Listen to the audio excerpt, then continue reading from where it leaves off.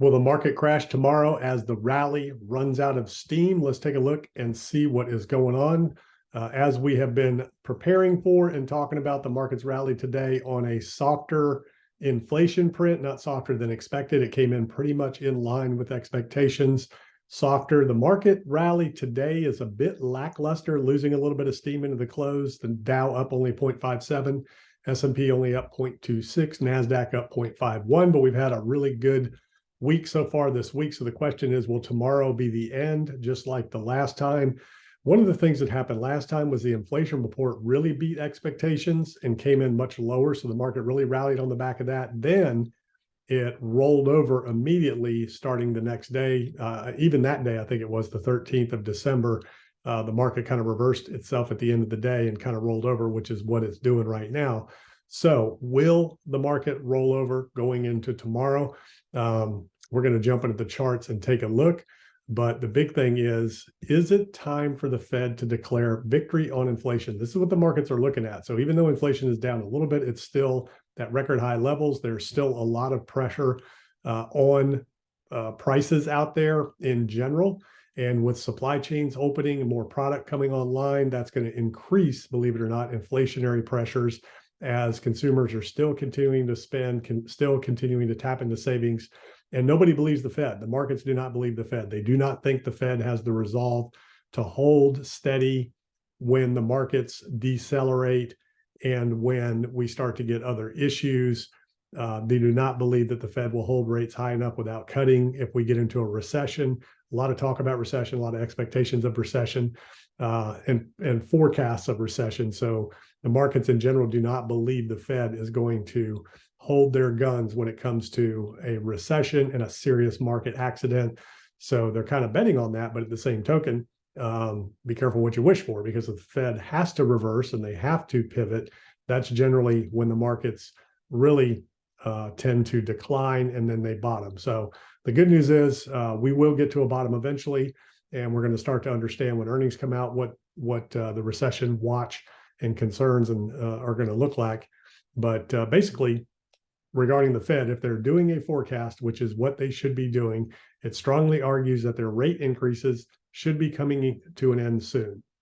This is Mark Zandi, chief economist at Moody's Analytics. There's nothing not to like about this report. Inflation is going to come down.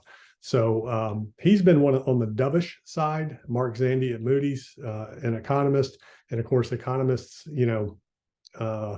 haven't got it right yet. So that's what we have at the Fed, a bunch of economists. They missed inflation altogether. And Zandi has been kind of off the mark altogether here. But we'll see what happens, how it goes. Here's the Dow right here. Did not quite get to the top like we were looking at for that double top reversal, kind of bottoming out right here. If you look at a fib, retracement on that from the last peak high right up to the 786, that's it, pinged it just perfectly and reversed. So very interesting there how these market technicals, trend lines, and indicators play out. I mean, that pegged the 786 perfectly. That's the wrong thing. Hang on one second. I am no technical analyst, but I like to have fun and it serves my purposes. So let's look at the fib retracement on the NASDAQ, just above the 0.5, not quite to the 618. And, I was expecting almost back to that trend line that we just lost there. So we'll redraw the trend and come down here. One thing I like to do, just on a side note, is when I draw trend lines, I like to turn the candles off, turn all the noise off, because this tracks the closes, and I like to draw my trends on the closes. You can get some wicks up and below, but this is generally the line in the sand, meaning, your trends, right? I'm a trend follower. So it's the momentum of the trend, right? Macro bull market cycle, money flow, liquidity, low interest rates. Now we've reversed that. Lower highs, lower lows, and it's all about the trend. You want to follow the trend. And then, if you're trading on shorter time frames, that's where technicals, become more important and critical. And for me, I just use this for tracking trends. So I thought this would potentially tag the trend line and then roll over. But again, in terms of a Santa Claus rally, sometimes they do come in January. Overall, 7.5%. So that's not bad. It was just a little late. It didn't start till January. We were looking for it at the end of the year. where was December 13th on that last inflation report? Right here. So what happened after that? And this is what I'm talking about. So NASDAQ rolled over 12%. The Dow rolled over after the 13th of December, the last inflation report from peak to trough. The Dow dropped 6%. We'll take a look at Bitcoin and crypto here shortly. On the S&P did tag the trend line. Let's take a look at what level that was on the fib, right at the 702. These fib retracements are important, as we know. Let's remove that. And let's take a look at what that meant on the 13th. That was a 8% decline. So overall, after tagging the trend line, popping up just a little bit above like we've done here, and then rolling over after the inflation report last time. Why? Because inflation's still high. The Fed is still hiking. Right now, a couple of Fed members said 25. Nobody said 50 yet. So we could be seeing 25 for the rest of the year at the next several Fed meetings until they hit their Fed funds target rate and decide enough is enough. They've got to get the rate above inflation in order for financial conditions to tighten, and we are not there yet. Here's the VIX getting down to that 19 level, and that's generally where we see markets roll over on themselves the last several times. This is kind of a trend in the sand here as well. If we kind of look at what's been going on there, anytime, especially here the last few times in August and December 1st, in that time frame. Let's go take a look at what that meant on the S&P. There's August right there. And there's that December time frame where the market kind of rolls over on itself when that VIX gets to that level. The Dixie taking a beating today, in full-on reversal mode, has not found a base yet.